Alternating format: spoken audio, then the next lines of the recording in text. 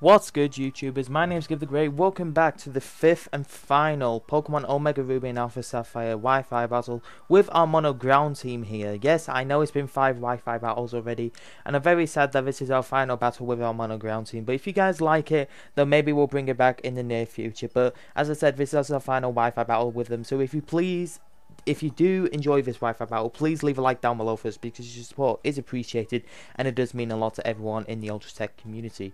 However, our final battler with our team is Tyler here, who's bringing Gengar, Klefki, Uxie, Gliscor, Lopunny, and Azumarill. So he does have the potential to have a Mega Gengar or a Mega Lopunny. Of course, Mega Lopunny, as we've seen earlier in the series, with this team being a major threat, because Lopunny can carry Ice Punch, which of course, as we've seen, can be super effective on our.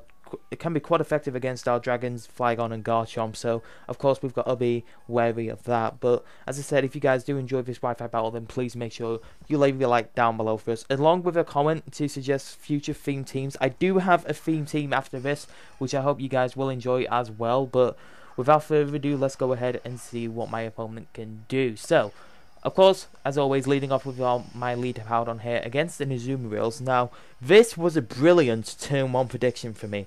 I figured he might want to try and set up and sweep me straight away. So instead of going for the Stealth Rocks like I normally do, because I thought he went for the Belly Drum, I go for Roar.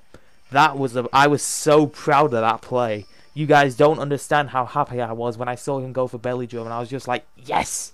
Because of what that means, of course, is that if I have Hippowdon out and he comes in, he's going to take damage from both Stealth Rocks and Sandstorm. So that Azumarill is not going to get the chance to set up. And as I'm pretty sure you guys will see later on in the battle, that really does matter. So Gengar is going to do some really decent damage to me with the Shadow Ball there.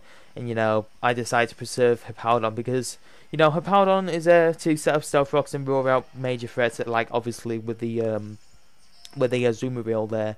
That will be really, really threatening to my team. So Gengar does go for the Shadow Ball, and of course, as always, switching in Mamoswine, and he goes down. I think that's 3 times this series with this team that I switched in Mamoswine against a really strong Pokemon and they went down. But nevertheless, Mamoswine, your sacrifice was not in vain, because we do we do kill off the Gengar with Escadrille and Iron Head. But now he goes out into Lopunny, which seems to be his Mega, I think. So, thinking that he's going to go for the Fake Out here, I got into Hippowdon just to try and sponge hits and what have you. And of course, Ian Mega Evolves turn 1, because that would be the wisest thing to do, just to try and get that additional attack boost and what have you.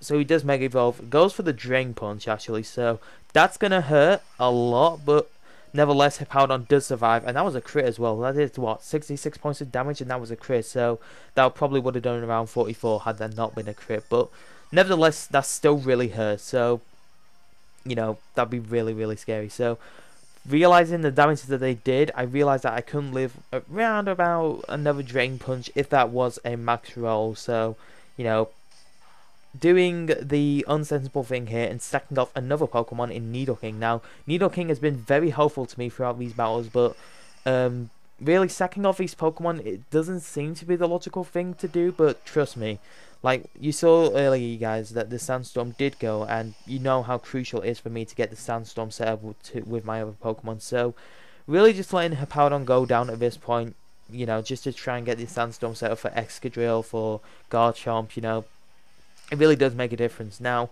I know that I put the Focus Sash on Excadrill from the 3rd battle onwards, but I know I had Sword Stance on this moveset, and I don't think, even though I had the potential to set it up there with the Lopunny, I didn't actually do it, and I don't know why, for some reason. So, it was my own mistake to go for Iron Head when I could have set up a Sword Stance. That's the reason why I'm doing these Wi-Fi battles, you guys, not to try and provide commentary for you guys, but I want to try and get better at Wi-Fi myself, and then the only way I can do that is if we learn together, and it's just helpful to me looking back at watching my face and I think this was the right play, this wasn't the right play, and that really helps me out a lot with watching these Wi-Fi battles back, and seeing what you guys think of what I misplayed and what have you. But it really does help. So the Azumarill comes back in. Of course, it's going to be Citrus Berry. So realizing that he's going to have obviously have priority on the team, I do preserve my Excadrill and go out into my Garchomp, and right there, Rough Skin and Sandstorm damage just takes him below half, meaning that he can't set up another Belly Drum. So right there, he does have to swap out, and I mean, if he did go for Belly Drum anyway, then he would have been in pretty much rubbish, because I probably would have hit him with an Earthquake anyway, which I'm going to hit this Klefki with as I do Mega Evolve. Now, the Sandstorm is up, so this is going to do double damage, and, you know, it's gonna kill off that Klefki. Now, I'm sorry, Klefki, but you gotta go. You really gotta go. Go down to the shops, get me a pint of milk, bring it back to my house. I'm joking, you guys, I don't like milk. But the Sandstorm does subside, which is very, very sad for me. Although we do have Mega Garchomp in here, so, you know, he's got the boosts in speed now and what have you.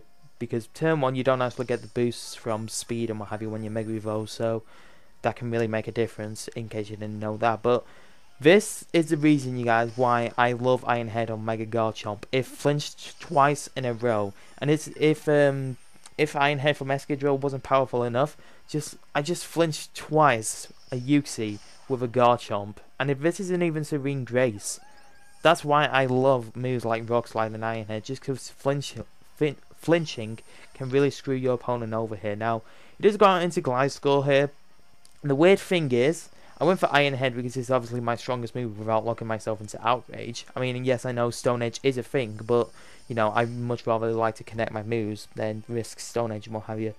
But the weird thing is that this Gliscor didn't have a Toxic Orb. I didn't even think it had an item on it, which is very strange. But, you know, I don't think this Gliscor was built to be like a... oh, you obviously has got Protect and what have you, but I don't think this Gliscor was meant to be a stall Pokemon. I guess my opponent just forgot to equip the Toxic Orb on it. I don't really know what it was, but, you know, it sucks that, sucked for him that he forgot to put the Toxic Orb on him, because I have a feeling that Gliscor could have really helped him out then when he sent it in, but, you know. So, I think Azurill is my opponent's last Pokemon here, and it's just going to be a clean sweep from Garchomp from there on out. So, nice battle, Tyler, but that does make us 3-2 with our mono ground team, making us positive at the end of our 5 Wi-Fi battles. So, very, very nice team, actually. I know that it's very difficult to run mono teams because, you know, they have boundaries of weaknesses, and with Pokemon you try and add them to cover weaknesses, but then you're going to have new weaknesses. So, hopefully your team can have perfect synergy and what have you. But either way, if you guys do enjoy this Wi-Fi battle, please leave a like and comment down below for us, and also subscribe to Ultra Tech. But I'm going to get out of here. Thank you guys so much for watching. You guys are amazing. I've been Gib The Great. This is me, signing off.